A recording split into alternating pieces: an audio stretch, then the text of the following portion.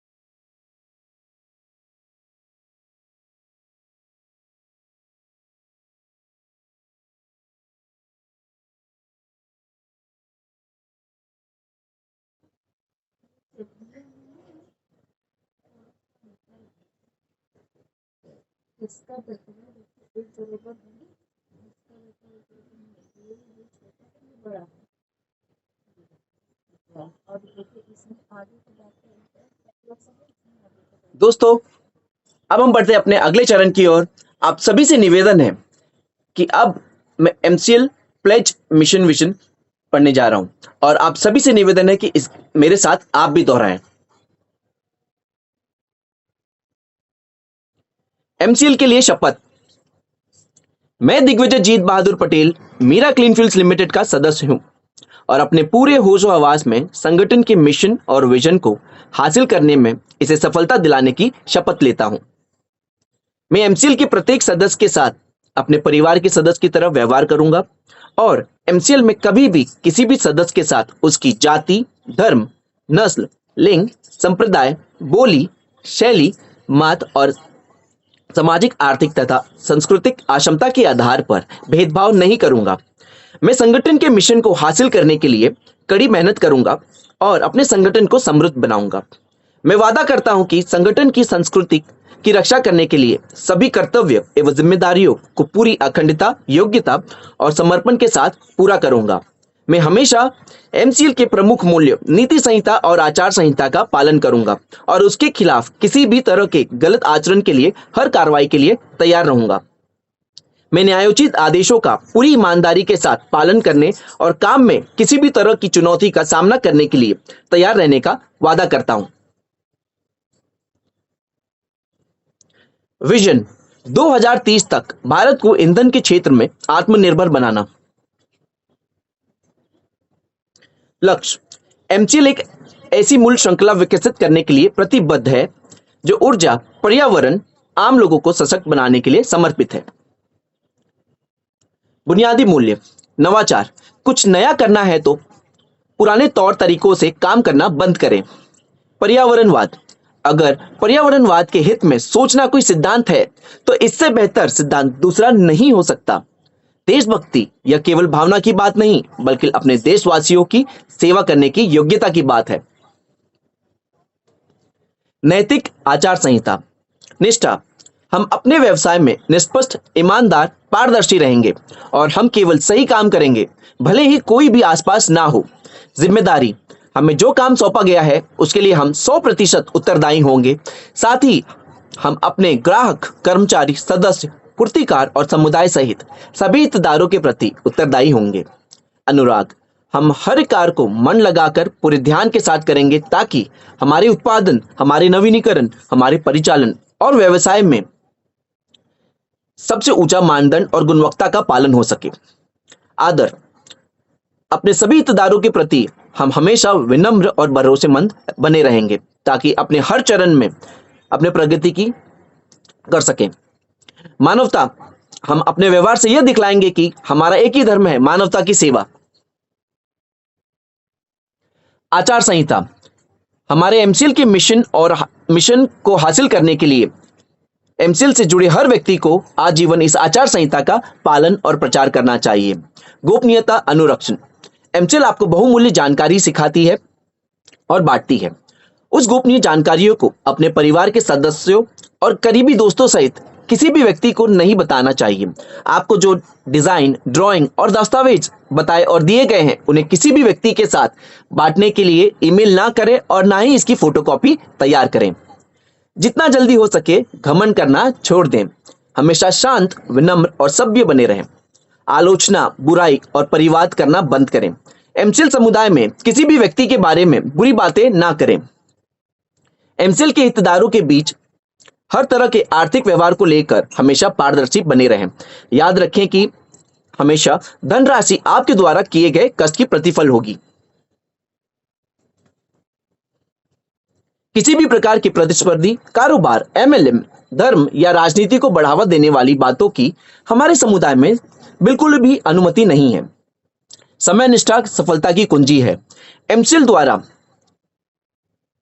बुलाई गई हर बैठक के लिए सभी को समय पर उपस्थित रहना चाहिए। ज्येष्ठ और वरिष्ठ जनों के लिए आज्ञाकारी रहें।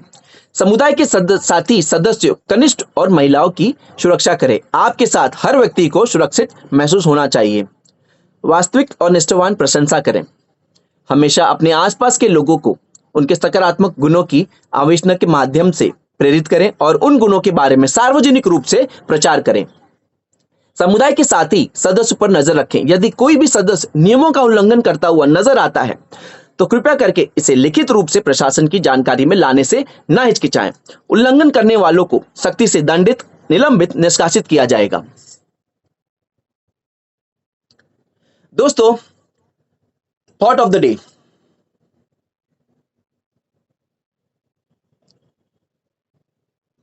कोशिश जारी रख, जरूर सफल तेरा काम होगा।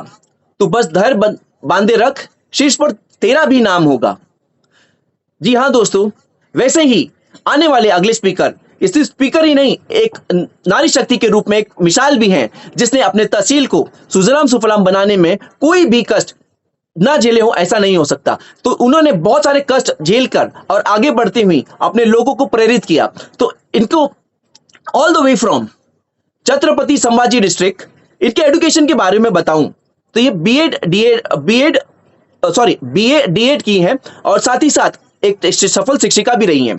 और अपने साथ अपने तहसील में जैविक खेती और प्लस जैविक उत्पादन यानी कि अलग अलग प्रकार के ऑर्गेनिक बिस्किट्स कैसे तैयार किए जाते हैं लोगों को प्रेरित करती हैं। और साथ ही साथ अपने तहसील को सुजलाम सुफलाम बनाने के साथ साथ लोगों को प्रेरित करें और हर महिलाओं को सशक्त बनाने के लिए आगे बढ़ी हैं। So let's welcome all the way from Vaijapur taluka, नारी शक्ति and daughter of MCL, Mrs Swati Samatram Gher. Over to you ma'am.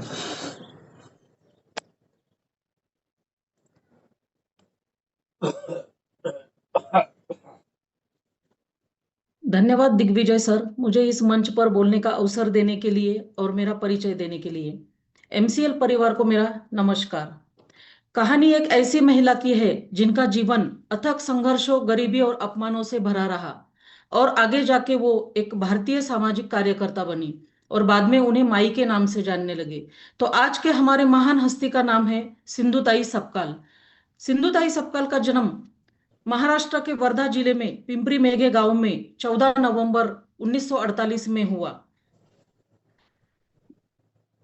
माई को बचपन से ही चिंदी नाम से बुलाते थे। चिंदी मतलब फटे हुए कपड़े का टुकड़ा। पढ़ाई में बहुत रुचि होने के बावजूद भी वो गरीबी और आर्थिक स्थिति के कारण पढ़ नहीं पाती थी। वह गाय भैंसों को चराने का काम करती थी और तभी वो पाठशाला जाती थी। पिता के बहुत चाहने पर भी उनकी मां के विरोध के कारण वह सिर्फ कक्षा चौथी तक ही पढ़ पाई। महज 10 साल की उम्र में उनसे 20 साल से भी बड़े श्रीहरि सपकाल से उनकी शादी कराई दी गई। जहां भी कागज दिखे वो पढ़ने लगती थी, पर पति को उनका पढ़ना अच्छा नहीं लगता था क्योंकि वह खुद भी कुछ पढ़े हुए नहीं थे। 20 साल की उम्र में ही वो 3 बच्चों की मां बन चुकी थी। ससुराल में वह गोबर उठाने का काम करती थी। गांव के मुखिया से गोबर उठाने के उन्हें और गांव वालों को कोई भी पैसे नहीं मिलते थे। इसी कारण माई ने मुखिया की तकरार फॉरेस्ट अफसर से की और पहली बार अन्याय के खिलाफ उठाई हुई उनकी आवाज उनकी जिंदगी का असली संघर्ष बन गया। माई के पति के कान भरने पर पति ने उन्हें बच्चलन कहकर 9 महीनों की गर्भावस्था में मार मार के बेहोशी के हालत में गाय के बाड़े में छोड़ दिया और गायों के बीच में ही उन्होंने एक लड़की को जन्म दिया। ससुराल के ठुकराने पर और पिता के देहांत के बाद उन्हें मां से भी कोई सहारा नहीं मिला, इसलिए वो रेलवे स्टेशनों पर रहने लगी और ट्रेनों में और मंदिरों में भजन गाने लगी। मिले हुए पैसे से और रोटी से वो खुद का और दूसरे बेसहारा बच्चों का पेट भरने लगी। खुद की सुरक्षा के लिए वह रात में शमशानों में सोने लगी, यहां तक कि चिता पर कभी कभी सेक कर रोटी भी खाने लगी। 1979 में पुणे के बाल गंधर्व रंग मंदिर में भारत रशिया मैत्री करार में उन्होंने अपना पहला भाषण दिया। मंजिल बहुत दूर है, जाना वहां जरूर है, रास्ता मुश्किल है पर मरना मंजूर है। और इसी उनके पहले भाषण की वजह से उनको उनकी पहचान मिली और वो जगह जगह प्रेरणादायी भाषण देने लगी। भाषण से उन्हें थोड़ी बहुत धनराशि भी मिलने लगी। इन्हीं संघर्षों के बीच उन्होंने अनाथ बच्चों को सहारा देने का निश्चय किया और खुद का चिंदी से सिंधु का नामकरण किया। बचपन से ही उन्हें सिंधु नदी से बहुत लगाव था। उन्होंने अपनी खुद की बेटी पुणे के दगड़ू शेठ हलवाई ट्रस्ट में गोद दे दी ताकि वह अपने बेटी और दूसरों के बच्चों में फर्क ना कर सके। फिर वहां से वह चिखलदरा चली गई।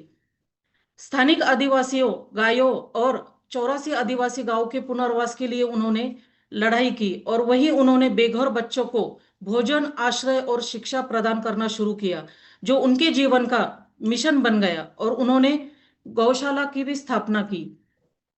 समय बीतने के साथ साथ जैसे दत्तक बच्चों की संख्या बढ़ती गई, वह अनाथों की माँ यानी कि माई नाम से जानने लगी। इतना ही नहीं, उनके 80 साल के पति को उन्होंने माफ करके अपने आश्रम में माई बन के संभाला। भाषण से उन्हें जो धनराशि मिलती थी वह अनाथ आश्रम में लगाती थी। भाषण नहीं तो राशन नहीं, इसीलिए वो जगह जगह प्रेरणादायी भाषण देने लगी। यहाँ तक कि वो भारत के बाहर भी दौरे करने लगी।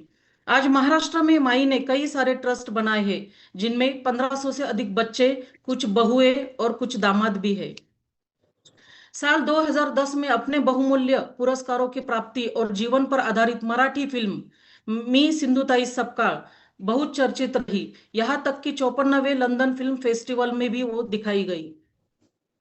माई को 700 से अधिक विभिन्न पुरस्कारों से सम्मानित किया गया, जिसमें 2010 में अहिल्याबाई होलकर, 2017 में भारत के राष्ट्रपति आदरणीय प्रणब मुखर्जी से नारी शक्ति और 2021 में सामाजिक श्रेणी में भारत के राष्ट्रपति आदरणीय रामनाथ कोविंद द्वारा पद्मश्री पुरस्कार दिया गया।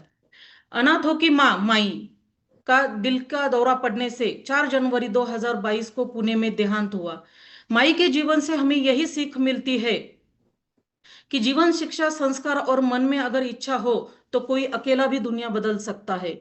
आज भी उनकी बेटी, अनाथ आश्रम का उनका पहला बेटा और खुद का बेटा सारे ट्रस्ट की देखरेख करते हैं और अनाथों के प्रति उनका समर्पण हमें दिखाई देता है। पर माई की प्रेरणादायी कहानी हमें हमेशा याद देती रहेगी।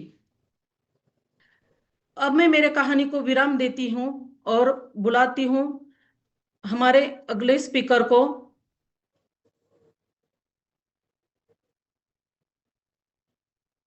महेशजी नांद्रेकर सर को, जो जोयडा तहसील, उत्तर कन्नड़ा डिस्ट्रिक्ट, कर्नाटका राज्य से है, जिनका education diploma in electronics and communication में है। पिछले 23 साल से आरएसएस के साथ है। 17 साल से वो ऑर्गेनिक फार्मिंग में है और उनका तहसील कर्नाटका राज्य का सबसे पहला ऑर्गेनिक तहसील बना है। धन्यवाद। Over to you sir.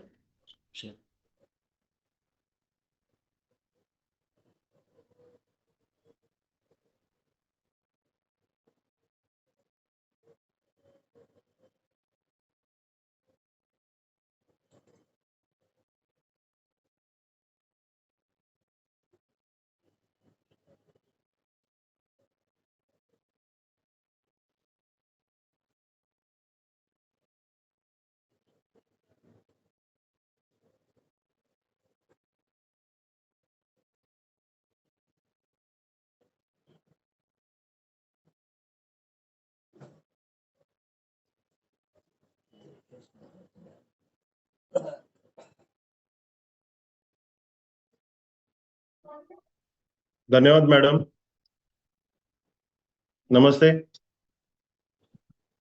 जैसे कि मैडम जी ने बताया है कि जोयडा तहसील कर्नाटका की सबसे पहली ऑर्गेनिक तहसील डिक्लेयर हुई है।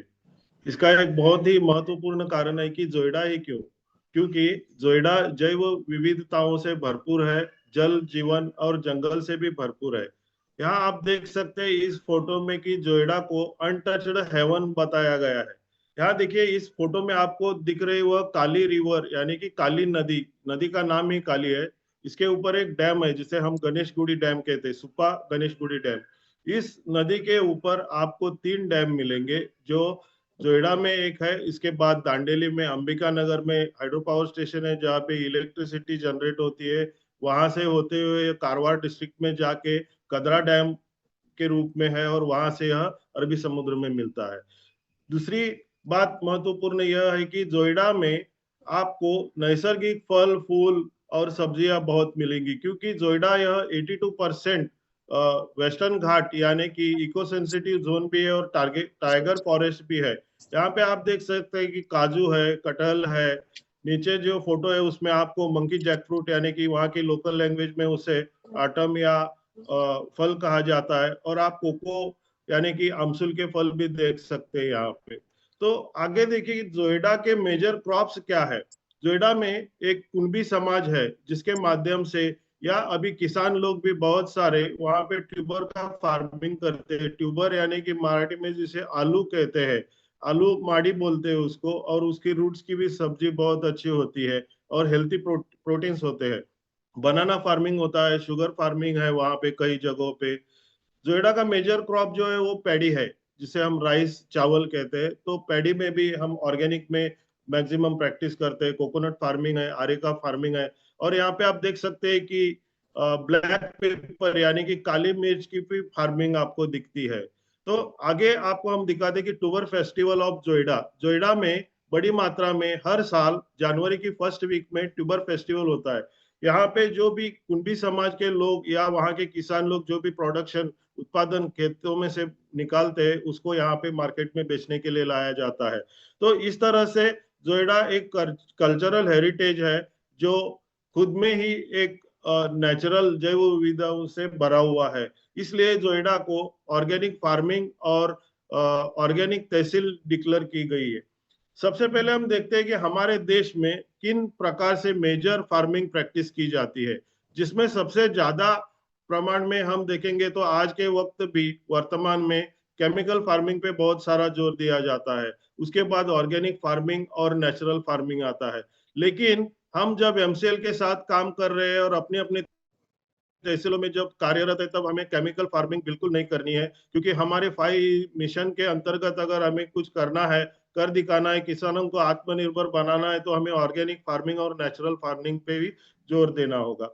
आगे देखिए, ऑर्गेनिक फार्मिंग के कॉन्सेप्ट में हम सबसे महत्वपूर्ण वर्मी कंपोस्ट के बारे में सोच सकते हैं, क्योंकि अगर हमारे किसान भाइयों को हमें आत्मनिर्भर अगर बनाना है, तो उनको सबसे पहले अपने अपने खेत में खुद को किस तरह से जमीन को उपजाऊ, मृदा को उपजाऊ बनाना है, और प्राकृतिक खेती यानी कि हमें जैविक खेती के लिए उनको परावृत्त करना है, और उनको उससे कितना बेनिफिट मिलता है, फायदा मिलता है, वह दिखाना है। तो हमें इस तरह से उनको ट्रेनिंग देना होगा और आगे चल के उनके साथ हमें काम करना होगा।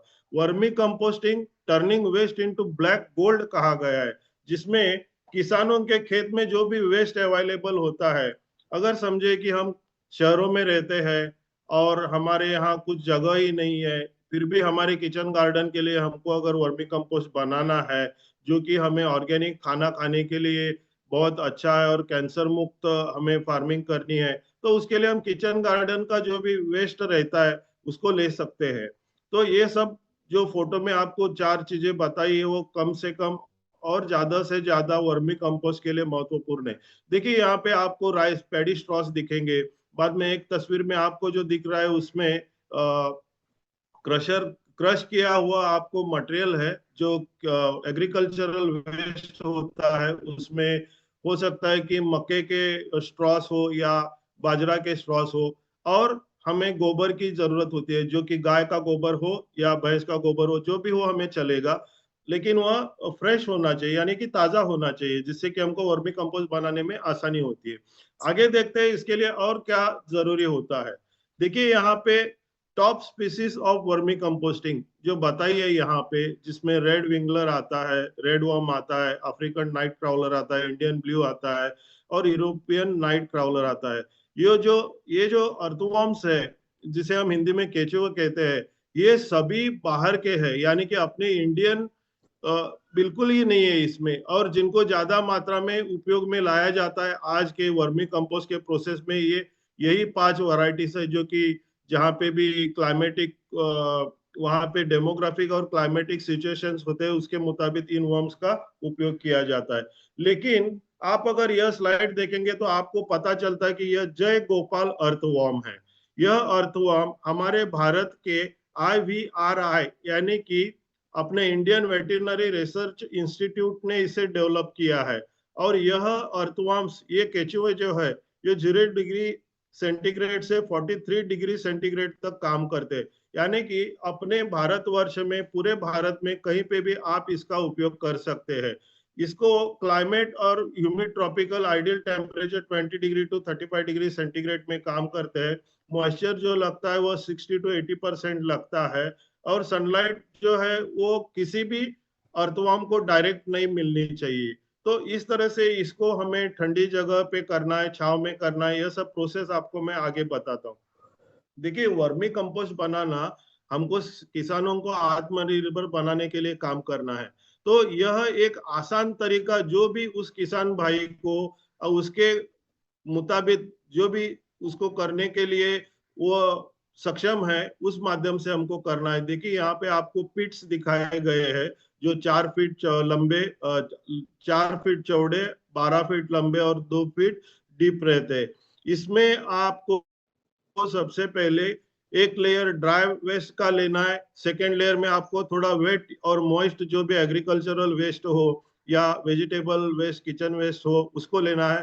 फिर उसके ऊपर आपको एक आच्छादन जो डालना है वह गोबर, यानी कि गाय का गोबर या भैंस का गोबर जो भी, उसको पानी में मिला के हमको थोड़ा सा उसको घोल के पतला करके उसका एक लेयर देना है। कुछ हफ्ते के अंदर उसमें मॉइस्चर पकड़ के पानी निकलने लगेगा जब नीचे से, तब हमको इसमें अगर केचुए हम अगर छोड़ते हैं तो वो फास्ट एक्टिव हो जाते हैं। और केचुओं का मल्टीप्लाई होने का सिस्टम भी बहुत फास्ट रहता है, क्योंकि यह सभी स्पेशल हमको प्रैक्टिकली और फिजिकली वर्मी कंपोस्ट बनाने के लिए जो लायक केचुए रहते हैं उनमें ग्रोथ ज्यादा होती है। तो देखिए सेकेंड लेयर जो होता है वो 15 दिन के अंदर हमको उसके ऊपर दूसरा लेयर भी देना है, जिसमें ड्राई वेस्ट, फिर से उसके ऊपर वेट जो कुछ भी हमारे पास अवेलेबल है, और उसके ऊपर फिर से गोबर का पानी का छिड़काव, जिससे कि वर्मी कंपोस्ट फास्ट होता है। तो देखिए इस तरह हमें काम करने के बाद केचुए इसमें बढ़ते जाएंगे, वैसे वैसे अपना गोबर की मात्रा भी, यानी कि वर्मी कंपोस्ट की मात्रा भी बढ़ते जाएगी। सबसे पहले हमको यह बात का ध्यान रखना है कि हमारे ये पिट्स जो भी होंगे उसको छांव होनी चाहिए, या पेड़ के नीचे हो, या आप इसको शेड भी बना सकते हैं, और वहां का हमें टेम्परेचर भी मेंटेन करना होता है। आगे देखिए हमारे किसान भाई किस तरह से काम करते हैं। मैंने तो अभी प्रैक्टिकली आपको एक तस्वीर बताई थी, लेकिन देखिए यहाँ पे आप ताड़पलिन के भी पिट्स जो रेडी मिलते हैं ऐसा भी कर सकते हैं, प्लास्टिक ताड़पलिन रहते हैं। बाद में आपके यहाँ पे कंक्रीट के इसमें भी टैंक बना के किया हुआ दिखाया गया, इस तरह से भी आप काम कर सकते हैं। आगे देखते हैं vermi compost and vermi wash. जब हम बेड में वर्मी कंपोस्ट बनाना शुरू करते हैं तब हमें 15 दिन के बाद उसमें से जो पानी निकलता है उसको इकट्ठा करना है। वो जो बेड बेड में से पानी निकलता है उसी को वर्मी वॉश कहा जाता है। वर्मी कंपोस्ट बनने का जो टाइम है वो आपको स्क्रीन पे दिख रहा है, 45 to 60 डेज में बन जाता है। और वर्मी वॉश जो है वो 20 दिनों के बाद 30 दिनों तक निकलना शुरू होता है। इसको हम इकट्ठा करके रख सकते हैं। वर्मी कंपोस्ट से सॉइल फर्टिलिटी और स्ट्रक्चर इंक्रीज होता है, क्रॉप यील्ड अच्छा होता है। इससे हमको नेचुरल न्यूट्रिएंट्स मिलते हैं, जिसमें एनपीके अगर हम कहें तो एन यानी कि नाइट्रोजन जो होता है वो 0 से 3% होता है। पी यानी कि फॉस्फोरस जो होता है वो 0.5 to 25% होता है। और के यानी कि पोटेशियम जो होता है वह भी 0.5 1% टू 2.5% होता है। तो इसमें वर्मी कंपोस्ट में पानी पकड़ के रखने की बहुत ही क्षमता होती है। अभी देखिए हमारे देश में, मैं सिर्फ अपने देश की बात कर रहा हूँ, भारतवर्ष की, यहाँ पे किसान अगर हमारे सामने ऐसा सवाल खड़ा करता है कि क्या हम नेचुरली वर्मी कंपोस्ट नहीं बना सकते हैं क्या, यानी कि हमें कोई भी शेड में या पिट में नहीं बनाना है, बल्कि हमारे जो भी खेत में जो भी हमारे फील्ड्स है उसी में डायरेक्टली बनाना है, तो उनको हम सजेस्ट कर सकते हैं कि उनको कि आप जो भी अपने खेतों में पेड़ पौधे हो या जो भी आपका क्रॉप हो उसमें आपको सिर्फ आच्छादन यानी कि जो भी एग्रीकल्चरल वेस्ट है उसका मल्चिंग करना है, और उसको हफ्ते में 2 बार पानी देना है, जिससे कि जो भी अपने जमीन में अर्थवर्म्स अवेलेबल है वह आपके वहां पे वर्मी कंपोस्ट बनाते जाएंगे। Naturally found earthworms always improve soil, यानी कि इनका काम ही होता है नेचुरली, जो ओपन फील्ड्स में अवेलेबल होते हैं, समर सीजन में भी होते हैं, लेकिन धूप ज्यादा होने के कारण वह जमीन के अंदर 6 फीट तक वह अंदर जाके रहते हैं, और जब जैसे जैसे जमीन वेट होती जाती है वैसे वैसे वह ऊपर आते रहते हैं। और वर्मी कंपोस्ट जब हम खुद बनाते हैं, यह नेचुरली फाउंड की बात अलग है, और जब हम खुद बनाते हैं तब हमारे जो हम वर्म्स उसमें उपयोग में लाते हैं वह सभी वर्म्स ओपन फील्ड में काम नहीं कर सकते, इसलिए उनको स्टोर किया जाता है। तो आगे देखते हैं हम वर्मी कंपोस्टिंग में क्या करना चाहिए और क्या नहीं करना चाहिए। हमको वर्मी कंपोस्ट को हमेशा मॉइस्चर रखने के लिए पानी डालते स्प्रिंकलर करते रहना चाहिए, और उसमें वेट अगर हमारे पास जो भी गीला कचरा यानी कि वेजिटेबल्स वगैरह वो तो उसमें देते जाना चाहिए, हमेशा मॉइस्ट रखना है। लेकिन हमको यह बात ध्यान में रखनी है कि हम जो अपना घर का जो कूड़ा कचरा या जो भी होता है वो उसमें डालते हैं, तब उसमें कोई ग्रीस, ऑयल या प्लास्टिक नहीं होना चाहिए, कोई केमिकल नहीं होना चाहिए। ये आगे देखते हैं कि हम बेनिफिट्स क्या होते हैं। इससे वर्मी कंपोस्ट में नाइट्रोजन, फास्फोरस और पोटेशियम ज्यादा होता है, मिट्टी सॉफ्ट होती है और पानी रोकने की इससे कैपेसिटी बढ़ती है, फसल अच्छी होती है। और ऑर्गेनिक फार्मिंग में इससे सस्ता कोई हम खाद नहीं बना सकते। यहाँ देखिए एक तस्वीर मैं आपको आखिरी दिखा रहा हूँ, जिसमें आप देख सकते हैं कि कोई किसान इस तरह से पराली अगर जलाता है तो इससे वातावरण को भी दूषित बनाया जाता है और वायु प्रदूषण भी होता है। लेकिन अगर इसी पराली को अगर हम अगली तस्वीर में देखें, यहाँ पे हमने ओपन फील्ड में ही पेड़ों के छाव में बेड बना के वहीं पे वर्मी कंपोस्ट बनाया है, जिससे कि बहुत आसानी से और कम खर्चे से वर्मी कंपोस्ट बनता है। और तीसरी तस्वीर में देखिए, अगर हमको ऑर्गेनिक फार्मिंग करनी है तो जरूर हमें इंटरक्रॉपिंग करना होगा, जिससे कि किसानों को उससे बहुत सारे फायदे होते हैं और जमीन में भी ताकत आती है और जमीन उपजाऊ बनती है। इसी के साथ मैं अपने सेशन को विराम देना चाहूंगा और चलिए आगे हम बुलाते हैं, हम जिनकी हर हफ्ते बहुत ही आतुरता से राह देखते हो, हमारे doctor Shyam Shivaji Golab sir. Over to you sir. धन्यवाद।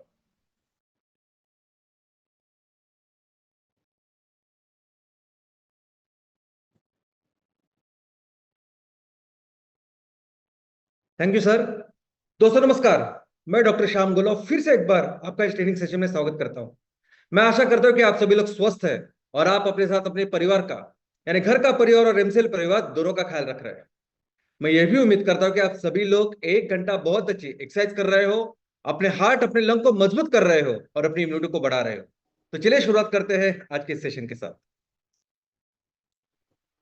शुरुआत सबसे महत्वपूर्ण विषय के साथ, और वह है फंडिंग का स्टेटस। तो दोस्तों, एक तो वस्तुस्थिति है कि अभी तक हमने फंडिंग की डिस्ट्रीब्यूशन की शुरुआत नहीं की है, लेकिन वैसे ही एक वस्तुस्थिति, एक सच, एक फैक्ट ये भी है कि हमने इस फंडिंग की पूरी तैयारी की है। यह फंडिंग पूरी तरह से तैयार है इसकी यूटिलाइजेशन के लिए, इसका उपयोग के लिए, और ये हम कभी भी किसी को भी वेरीफाई कर सकते हैं, कोई भी संस्था इसको वेरीफाई कर सकते हैं। ऐसे पोजीशन में आज ये फंड है। सिर्फ अभी इस फंड का कंट्रोल वो है इन्वेस्टर के टीम के साथ। अभी जो legal condition, legal position MCL की बनी हुई है, इसमें स्वाभाविक है कि इस फंडिंग का डिस्ट्रीब्यूशन, इसके ट्रांचेस, इसका ट्रांजैक्शन, ये सब कुछ इन्वेस्टर के टीम के कंट्रोल में है। और अभी इन्वेस्टर की जो संस्था है, उनका जो हेड ऑफिस है, उनके अपग्रेडेशन में कुछ चीजें हैं जो पूरी हो रही है, और वो पूरी होने के बाद ये डिस्ट्रीब्यूशन शुरू करें, ऐसे उनको इंस्ट्रक्शंस है। तो जैसे उनका एक काम पूरा हो जाता है, वैसे ये डिस्ट्रीब्यूशन की शुरुआत करेंगे। आगे के 1-2 दिन में ये उनका काम पूरा होने के बाद इस डिस्ट्रीब्यूशन की शुरुआत करेंगे। और जब ये शुरुआत करेंगे तब वो दिन कोई भी हो, एक विशेष वेबिनार का आयोजन करके, एक सिर्फ भले ही वो 5 मिनट का हो, लेकिन उस वेबिनार का आयोजन करके मैं आपको बताऊंगा कि देखिए डिस्ट्रीब्यूशन की शुरुआत हो गई। और एक बार ये शुरुआत होने के बाद ये परमानेंट व्यवस्था है, ये परमानेंट व्यवस्था है, ये ऐसे ही चलती रहेगी जितनी हमारी जरूरत है। ये कोई टेम्परेरी अरेंजमेंट नहीं है दोस्तों। हमें अभी हमारी जो जरूरत है, हमारा जो बिजनेस रोड मैप है कि जिसके तहत हमें हमारे परिवार के हर एक उद्योजक के लेवल पे, हर एमएसएस, हर एमवीपी, हर एमपीओ के लेवल पे बिजनेस की शुरुआत करनी है। वो जो बिजनेस रोड मैप है और हमारी जो लायबिलिटी है, उसकी पूरे फंडिंग की व्यवस्था, इंतजाम हमने किया है, और ये वही व्यवस्था है जिसकी शुरुआत होने जा रही है। दोस्तों, मुझे पता है कि ये जो डिले हो रहा है, ये जो विलंब हो रहा है, उसकी वजह से आप लोग बहुत सारे संकटों का सामना कर रहे हैं, बहुत सारे चैलेंजेस है उसको आप फेस कर रहे हो, और मुझे बहुत दुख है, इस बात दुख है, मुझे बहुत अफसोस है। इनफैक्ट मैं आपको बताना चाहूंगा कि इस डिले की वजह से सबसे ज्यादा जो आज मुश्किलों का और चैलेंजेस का, चुनौती का सामना कर रहे हैं, वो है एमसीएल मैनेजमेंट। स्पेशली पर्सनली मैं भी ऐसी कुछ चीजों को अनुभव कर रहा हूं जिसके बारे में मैंने कभी सोचा भी नहीं था कि ऐसी कुछ चीजें होगी। लेकिन सबसे अच्छी बात यह है ना कि ये काम फंडिंग का हो चुका है। आज हम इस पोजीशन में हैं कि कोई भी संस्था टेक्निकल इसको वेरीफाई कर सकती है, कंफर्म कर सकती है कि ये फंडिंग हो चुकी है। तो दोस्तों जैसे ये फंडिंग की शुरुआत होगी ना, तो ये सिर्फ एक दिन लगेगा, एक दिन में ये पूरी परिस्थिति चेंज होने वाली है। आने वाले दिनों में ये फंडिंग का इश्यू हमेशा हमेशा के लिए सॉल्व होने वाला है, और हम लोग मिलकर सिर्फ एक ही चीज के ऊपर फोकस करने वाले हैं, वो है बिजनेस। दोस्तों मुझे पता है कि ये डिले बहुत ज्यादा, बहुत ज्यादा हुआ है, बहुत अनएक्सपेक्टेड ऐसा हुआ है। मैं आपको बताना चाहूंगा कि हमने एक्चुअली इस फंडिंग का जो इंतजाम है वो 8 महीने पहले किया था। 8 महीने पहले जब इस फंडिंग की व्यवस्था की, ये पूरा इंतजाम किया, तो हमने कभी सोचा भी नहीं था कि 8 महीने हो जाएंगे लेकिन फिर भी इसकी डिस्ट्रीब्यूशन की शुरुआत नहीं होगी। अभी पिछले 4 महीने में क्या हुआ ये आपके सामने है, लेकिन उसके पहले भी जो कुछ ट्रांजेक्शन के लेवल पे हमने कई सारे मुश्किलों का, कई सारे चैलेंजेस का हमने सामना किया, और धीरे धीरे करके भी सब पूरा अभी इंतजाम हमने कंप्लीट किया है। लेकिन एक चीज के ऊपर एक भरोसा, एक विश्वास हमें रखना चाहिए, क्योंकि जो कुछ हो रहा है, ये प्रोसेस जो कुछ हो रहा है ना, इसके पीछे कुछ ना कुछ पर्पस है। दोस्तों देखिए, अभी हमने मिलकर ये एमसीएल की एक बहुत बड़ी फैमिली बनाई, एक एक विजन, एक मिशन के लिए हम काम कर रहे हैं। और आने वाले दिनों में मैं आपको बताना चाहूंगा कि एक बहुत बड़ा कंट्रीब्यूशन हमारे हाथों से इस समाज में होने वाला है। बहुत बड़ा कंट्रीब्यूशन, यानी सिर्फ बिजनेस नहीं, बहुत एक परिवर्तन हमारे माध्यम से आने वाले दिनों में होने वाला है। और ये जो कुछ हो रहा है, ये सिर्फ हमने तय किया, हमने प्लान किया, हम कर रहे हैं, इसलिए नहीं हो रहा है। ये एक्चुअली हो रहा है क्योंकि कहीं ना कहीं प्रकृति ये करना चाहती है। ये सब प्रकृति की प्लानिंग है। हम जो लोग चुने गए हैं, हम सौभाग्यशाली है, हम भाग्यशाली है कि हमको चुना गया है और हमारे माध्यम से ये होने वाला है। लेकिन ये सब कुछ प्रकृति, ये ईश्वर ये सब करा रहा है। और अगर ईश्वर की ये सब प्लानिंग है, तो ये डिले भी जो है, अगर ये फंडिंग के लिए भी जो डिले हो रहा है, ये जो विलंब हो रहा है, इसके पीछे भी हमें एक विश्वास रखना चाहिए कि इसके पीछे भी कोई ना कोई वजह है, कोई ना कोई पर्पस है कि जिसकी वजह से ये विलंब, ये डिले हो रहा है। ये हमें बेहतर करने के लिए है। ये आने वाले दिनों में हम जो कंट्रीब्यूशन करने वाले हैं उसको बेहतर करने के लिए, हमारे ऑर्गेनाइजेशन को बेहतर करने के लिए। तो दोस्तों ये जो समय जा रहा है ना, ये समय बहुत कीमती समय है। देखो आने वाले दिनों में जैसे बिजनेस की शुरुआत होगी ना, ये 5E मिशन के तहत दिन रात हमें बिजनेस करना है। तो इसे अभी जो समय है कि जहां हमने अभी तक बिजनेस की शुरुआत नहीं की, तो ऐसे समय में हम कैसे इस चीजों के लिए खुद को बेहतर प्रिपेयर कर सकते हैं, इसके ऊपर आप अपना ये कीमती समय, अपनी सोच, अपने थॉट्स ये निवेश कीजिए। देखो ये जो विचार है ना, विचार, थॉट्स, ये सोच, ये भी एक बहुत बड़ी, बहुत स्ट्रांग ऐसी एनर्जी है, एक बहुत इंपॉर्टेंट ऐसा रिसोर्स है।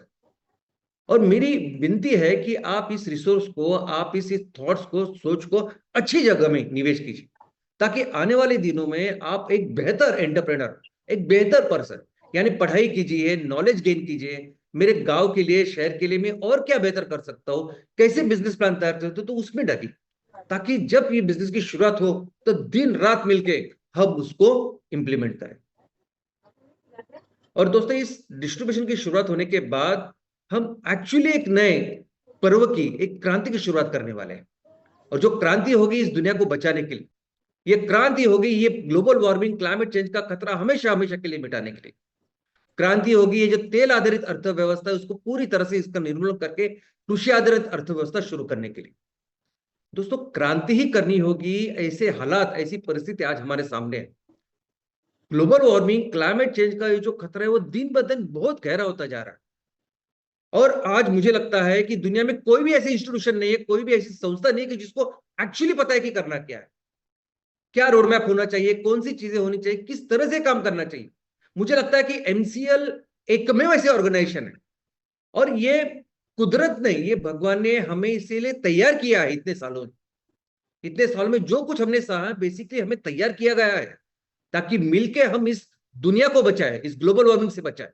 तो हमें एग्जैक्टली पता है कि ये तेल आधारित जो अर्थव्यवस्था, इसको पूरी तरह से इसका निर्मूलन करना होगा और कृषि आधारित अर्थव्यवस्था को लाना होगा, तब जाके ये दुनिया फिर से सस्टेनेबिलिटी की राह पर चलेगी। और जिस तरह से संकट अभी तैयार हुआ है, हमें एक्चुअली क्रांति की तरह बिजनेस करना होगा, यानी कम से कम समय में ज्यादा से ज्यादा बिजनेस करना होगा। कम से कम समय में ज्यादा से ज्यादा जो तेल आधारित वस्तुएं है, चीजें हैं, उसको रिप्लेस करना होगा कृषि आधारित चीजों के साथ। दोस्तों, इस क्रांति में हमें दुनिया को बताना होगा कि हर कोई चीज जो आज मनुष्य को चाहिए, विकास के लिए चाहिए, हर वो चीज हम तेल से नहीं तो कृषि से, खेतों से हम तैयार कर सकते हैं, जो हमारी जरूरतों को बेहतर तरीके से उसको पूरा भी कर सकती है और साथ ही साथ इस प्रकृति का ख्याल भी रख सकती है। और ये हमें ये क्रांति के द्वारा, इस आंदोलन के द्वारा करना होगा। और दोस्तों, ये क्रांति होगी लोगों की, ये क्रांति करेंगे लोग, और वो मंच होगा एमसीएल का। और दोस्तों, इसीलिए इसी क्रांति के लिए, इसी नई पर्व के लिए हम इमीडिएटली इस डिस्ट्रीब्यूशन के बाद हमारे जितने भी तहसील जिसमें हम काम कर रहे हैं, वहां ग्रामीण और शहरी भागों में हम 5E मिशन की शुरुआत करेंगे। हर 5,000 परिवारों के पीछे एक 5E मिशन केंद्र होगा। और दोस्तों, ये केंद्र यानी ऑफकोर्स एक बिजनेस सेंटर होगा, लेकिन ये बिजनेस होगा लोगों को सक्षम करने के लिए, लोगों के प्रॉब्लम्स दूर करने के लिए, लोगों को एम्पावर करने के लिए, ताकि लोग एक होके इस संकट के लिए, इस प्रकृति के लिए, उस पर्यावरण को बचाने के लिए काम करें। क्योंकि अगर हमें दुनिया से इस क्लाइमेट चेंज को, खतरे को रोकना है, तो उसका एक ही तरीका है, लोग आने चाहिए एक मंच पे, लोग होने चाहिए एक, और उन्होंने इस दिशा में काम करना चाहिए, तभी हम इसको रोक पाएंगे। और इसीलिए ये 5E मिशन सेंटर इसलिए होगा ताकि लोग उसके लिए सक्षम हो, लोगों के जो प्रॉब्लम्स हम दूर कर पाए। 5E मिशन में जो बिजनेस होंगे वो किसी प्रोडक्ट को लेके नहीं होंगे, वो बिजनेस होंगे इसलिए ताकि हम उस 5,000 परिवारों में 100% एम्प्लॉयमेंट, 100% रोजगार का निर्माण करें।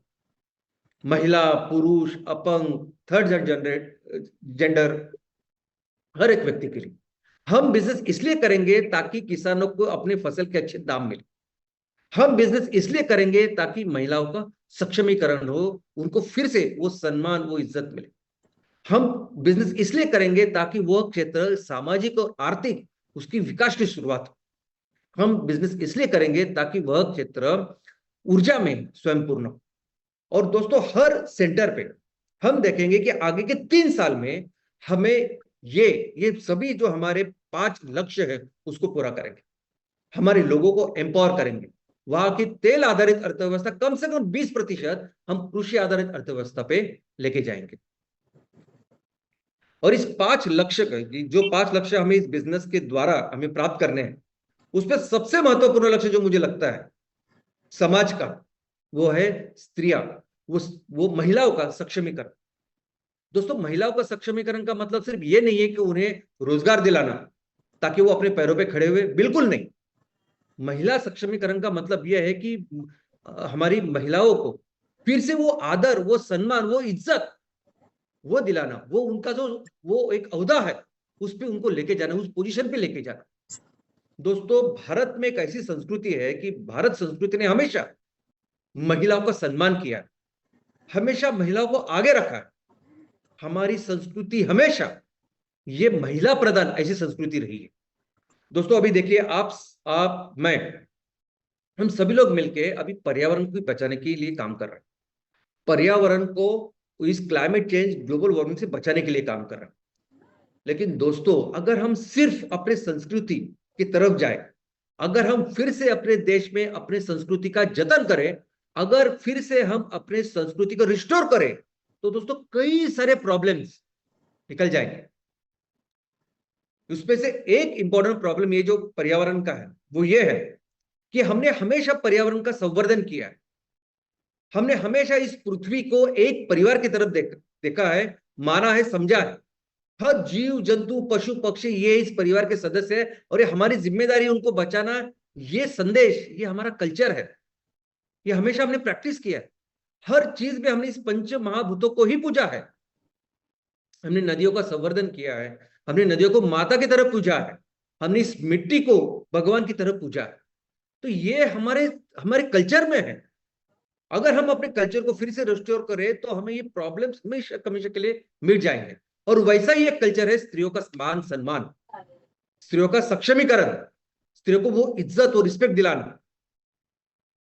भारत एंशिएंट दिनों में अगर बहुत ही दुनिया का सबसे डेवलप्ड या समृद्ध देश अगर था, संस्कृति ऐसी थी, वो इसलिए ताकि इस समाज ने हमेशा महिलाओं का सम्मान किया है। दोस्तों, हमारे जो प्राचीन ग्रंथ है, जैसे महाभारत, रामायण और बाकी के जो भी दस्तावेज है, डॉक्यूमेंट्स है, अगर उसमें आप देखोगे तो हमारी संस्कृति हमेशा महिला प्रधान रही है। देखो, एक संस्कृति होती पुरुष प्रधान, एक संस्कृति होती महिला प्रधान, या कुटुंब पद्धति बोलते हैं। चलो कुटुंब पद्धति समझते हैं कि पुरुष प्रधान कुटुंब पद्धति होती है कि जिसमें उस कुटुंब या उस परिवार के सभी जो बच्चे होते हैं उनको माँ पिताजी के नाम से जाना जाता है, ये पुरुष प्रधान संस्कृति में। और स्त्री प्रधान संस्कृति में ऐसा होता है, उस कुटुंब में ऐसा होता है कि सभी बच्चों को अपने माँ के नाम से जाना जाता है। महाभारत में अगर हम देखेंगे, महाभारत में ये अर्जुन, कर्ण या श्री कृष्ण ऐसे नाम नहीं है। नाम कैसे है? कौंतेय, राधेय, देवकी नंदन, यानी हमेशा हर व्यक्ति को उनकी माँ के नाम से जाना जाता था। और यही हमारी संस्कृति, और ये संस्कृति बहुत इंपॉर्टेंट वजह है कि जिसकी वजह से हमने मैक्सिमम आर्थिक और सामाजिक विकास उन दिनों किया था। और इसलिए बहुत जरूरी है कि हम फिर से, अगर हमें उस विकास की तरफ जाना है, अगर हमारे देश को उतना डेवलप करना है, तो बहुत जरूरी है हम सिर्फ महिलाओं को रोजगार नहीं, तो उनको मान सम्मान वो करना चाहिए। और दोस्तों, इसका इंपॉर्टेंस किसी भी समाज में आप देख सकते हैं कितना महत्वपूर्ण होता है। जिस समाज में अगर आप देखोगे कि महिलाओं का मान सम्मान उचित होता है, वहां स्त्रियां एक अच्छा आदर, उनको आदर दिया जाता है, उस समाज में आपको क्राइम रेट हमेशा कम मिलेगा, वहां अपराध एकदम कम मिलेंगे। उस समाज में आप शिक्षा का स्तर, एजुकेशन का स्तर हमेशा बहुत ज्यादा पाओगे। वो समाज ऐसे होता है कि जो विकास के जो अलग अलग पहलू है, अलग अलग पर्सपेक्टिव है, हर पर्सपेक्टिव में वो ज्यादा अच्छा रहेगा। अभी कौन सा समाज कितना विकास करता है, इसका जो इंडेक्स, निर्देशांक है पूरी दुनिया के लिए, वो है HDI, ह्यूमन डेवलपमेंट इंडेक्स। उसमें क्या है? उसमें शिक्षा है, उसमें स्वास्थ्य है, उसमें रोजगार, इनकम है। आप देखोगे तो ऐसे हमारे देश में भी ऐसे राज्य जहां महिलाओं को उचित सम्मान होता है, जैसे केरला, वह इस HDI में बहुत अच्छे लेवल पे, यूरोप के लेवल पे, भले ही उनका पर कैपिटा इनकम कम है। हमारे देश में भी बाकी के राज्यों की तुलना में उनका पर कैपिटा इनकम कम है, लेकिन उनका HDI, डेवलपमेंट इंडेक्स, उनके यूरोप के बराबर है, क्योंकि वहां स्त्रियों को बराबर का वो जो उचित मान सम्मान है वो दिया जाता है। और वैसे सिर्फ भारत के राज्य की बात नहीं, लेकिन आप कहीं भी, किसी भी देश में कहीं भी जाओ, किसी कम्युनिटी में जाओ, किसी समाज में जाओ, कोई तहसील, कोई गांव, तो उसमें जहां जहां महिलाओं का मान सम्मान किया जाता है, उनका आदर होता है, वो समाज हमेशा डेवलपमेंट, विकास के स्तर पर हमेशा आगे होता है। और दोस्तों, सिर्फ इतना ही नहीं, कई सारी ऐसी चीजें होती है ना, जैसे अभी हम एक मिशन की शुरुआत कर रहे हैं, हम एक विजन मिशन को फॉलो कर रहे हैं, हमको उसको पूरा कर रहे हैं। और इस मिशन में भी अगर हमको अच्छी तरह से उसको एग्जीक्यूट करना है, उसमें सफल होना है, तो बहुत जरूरी है महिलाओं का योगदान। क्योंकि कई सारे ऐसे मिशन है, कई सारे ऐसे काम है कि जहां महिलाओं की वजह से वो काम, वो मिशन हमने पूरी तरह से, अच्छी तरह से सक्सेसफुल किया है। ऐसा एक एग्जांपल है पोलियो का। दोस्तों, पोलियो का निर्मूलन या रेडिकेशन, आपको पता है कि एक बहुत बड़ी पहल पूरी दुनिया में थी। United Nation, WHO, World Health Organisation, ये पूरी दुनिया से इसको निकालने की वो पहल में थे। और उसमें भारत के कुछ राज्य थे जिसमें प्रॉब्लम था कि वो पोलियो का जो निर्मूलन वो वहां हो ही नहीं रहा था। और उसमें जो करके दिखाया काम, इस एग्जीक्यूशन या इरेडिकेशन या पोलियो का निर्मूलन जिन्होंने किया, वो थी महिलाएं। यूपी जैसा राज्य या और 2-4 राज्य थे कि जहां ये जो काम करना था, ये तभी हम लोग कर पाए जब ये 100% ये काम महिलाओं ने मिलकर किया और पूरी तरह से भारत को पोलियो से मुक्त किया। इतना ही नहीं है, राष्ट्रीय साक्षरता मिशन, वो भी आप देखोगे तो वो हमने सफल इसलिए किया क्योंकि महिलाओं ने एक बहुत बड़ा योगदान इस मिशन में दिया। हमारे देश में वो जिला जो सबसे पहला 100% साक्षर बना, वो जिला था सिंधुदुर्ग, महाराष्ट्र का। अभी ये जिला क्यों बना पहला साक्षर? क्योंकि वहां स्त्रियों का बहुत मान सम्मान करते हैं। और उसका इंडिकेटर क्या है? तो उसका इंडिकेटर है सेक्स रेशो, यानी वहां 1000 पुरुषों के पीछे लगभग 1037, 1040 इतने महिलाएं हैं। तो जहां महिलाओं का सम्मान होता है ना, वहां आप देखोगे समाज हर चीजों में तरक्की करता है। वैसे ही हमारे देश में पहला राज्य जो 100% साक्षर हुआ वो था केरला। उसकी वजह भी है महिला। तो दोस्तों, अगर हमें भी हमारे मिशन में आगे बढ़ना है, उसको अच्छी तरह से सक्सेसफुल करना है, तो हमें भी करना होगा इस चीजों के ऊपर फोकस। दोस्तों, हमें अभी 5,000 परिवारों के लिए एक 5E मिशन सेंटर की शुरुआत करनी है। अभी इस मिशन मिशन सेंटर एक बिजनेस सेंटर है।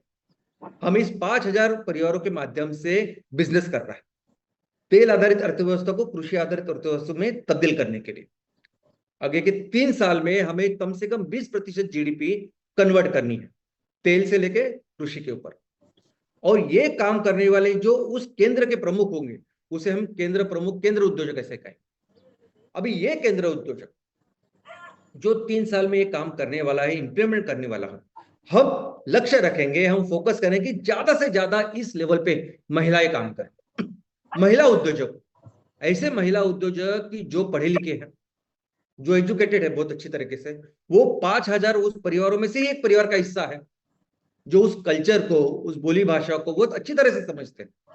हम कोशिश करेंगे, हम लक्ष्य रखेंगे कि हमारे देश में जितने भी 5E मिशन सेंटर हम शुरू करेंगे, 80% तक वहां महिलाएं, वहां हमारे महिला ये प्रमुख केंद्र उद्योजक हो, क्योंकि इसका एक बहुत बड़ा इंपैक्ट हमारे समाज पे हो सकता है। सबसे पहले तो ये महिलाएं जब काम करती है तो बहुत अच्छी तरह से ये इंप्लीमेंट करती है। क्योंकि ये मैं बोल रहा है ऐसा नहीं, आप दुनिया में कहीं भी आप जाएंगे। मैं आपको चाइना का एग्जांपल देता हूँ। चाइना 80s के बाद ये जो प्रगति अभी की है, वो चाइना ने 80s के बाद अच्छी तरीके से 80s तक ऐसा समझिए कि भारत और चाइना एक ही लेवल पे थे। और चाइना इतना बड़ा हमसे 3 गुना है, और कुछ बहुत ही डिफिकल्ट ऐसे प्रॉब्लम थे वो सॉल्व कर पाए China, only because of woman, only because जब महिलाओं ने अपना योगदान दिया उसकी वजह से। और सिर्फ चीन का एग्जाम्पल नहीं है, कई सारे देशों में आप देखो। तो हमारे देश में भी जब हम ये काम करेंगे, हर सेंटर को जब हमें उस लेवल तक लेके जाना है, तो महिला बहुत अच्छा काम कर सकती है। एक माँ की तरह, एक बड़ी दीदी की तरह वो काम कर सकती है। ये 5,000 परिवार को यूनाइट करके एक परिवार जैसे उनको ऑर्गेनाइज कर सकती है। तो हमारे मिशन को जो बेहतर तरीके से इंप्लीमेंट करना है, वो काम वो कर सकते हैं, लोगों को अच्छी तरह से। और दूसरी चीज, यानी सशक्तिकरण का मतलब क्या है? सक्षमीकरण यानी महिलाओं को उस लेवल, उस आदर के लेवल पे लेके जाना है। और वो आदर, वो रिस्पेक्ट समाज में तब प्राप्त होगा जब महिला इतनी यशस्वी, इतनी सक्सेसफुल ऐसे उद्योजक हो। दोस्तों, अगर किसी एक सेंटर के ऊपर 3 साल में अगर आप 100 करोड़ का टर्नओवर करता है, तो ये बहुत बड़ी उपलब्धि है। और सिर्फ भारत में नहीं है, दुनिया में कहीं भी आप जाएंगे तो 100 करोड़ अगर वो उन्हें अमेरिकन डॉलर में भी कन्वर्ट किए, तो भी जितनी राशि बनती है, उतनी राशि अगर अमेरिका में भी रह के आपने टर्नओवर किया भी राशि, तो ये बहुत बड़ा अचीवमेंट है।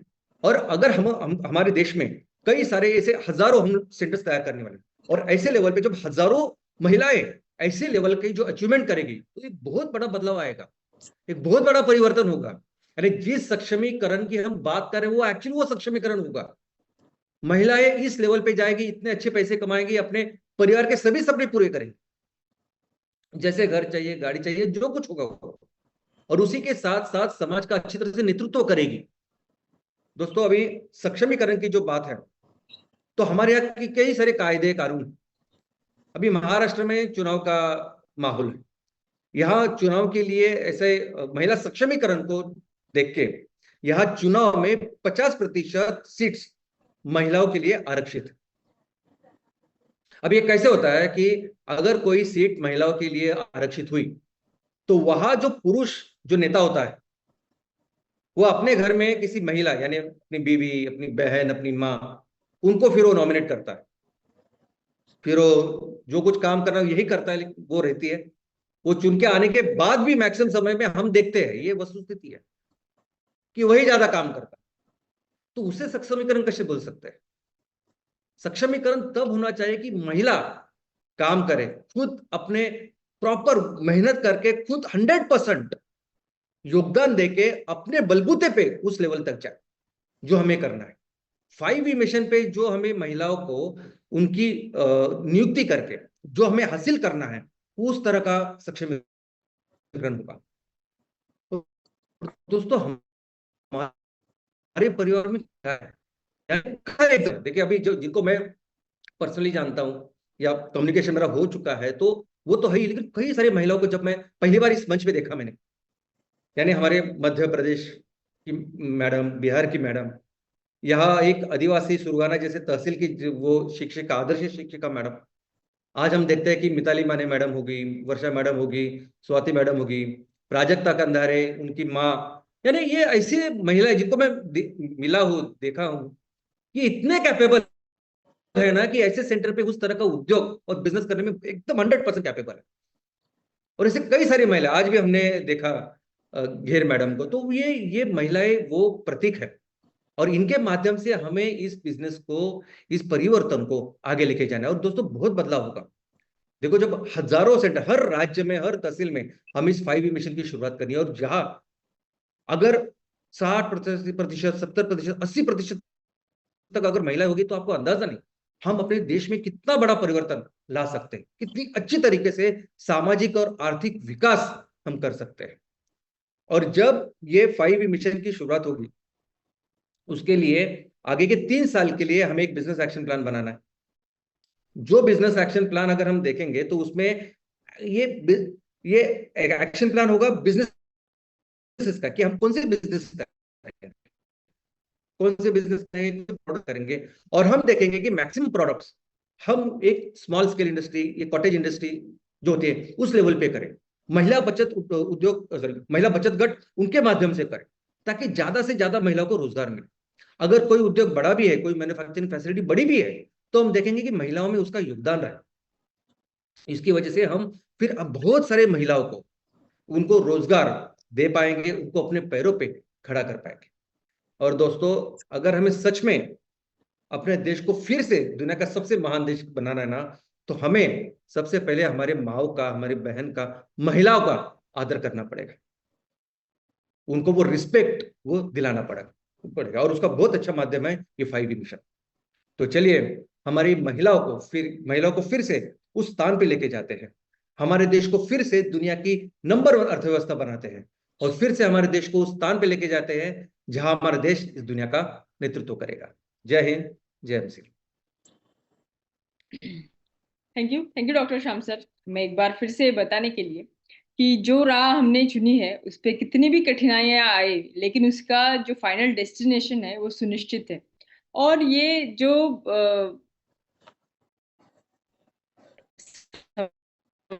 सवाल है कि मैं एक बार आपको बोलना चाहूंगी कि इसको आना ही पड़ेगा, क्योंकि एक बार युद्ध में उतरने के बाद में हम ये नहीं सोच सकते कि अभी ये युद्ध लड़ना है कि नहीं लड़ना है, पीछे मुड़ेंगे या नहीं मुड़ेंगे, वो तो लड़ना ही है और उसको जीतना भी है।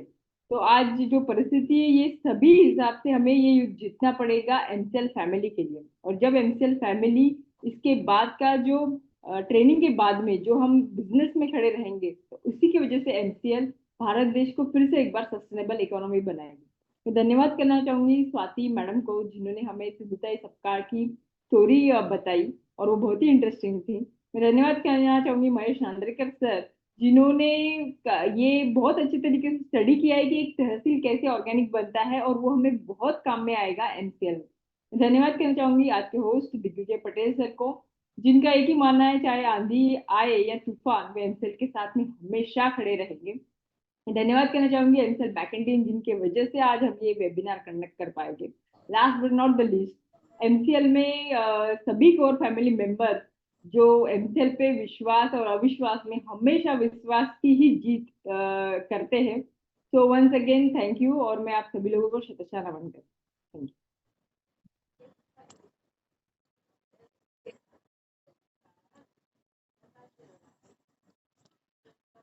Thank you so much, Prachi ma'am.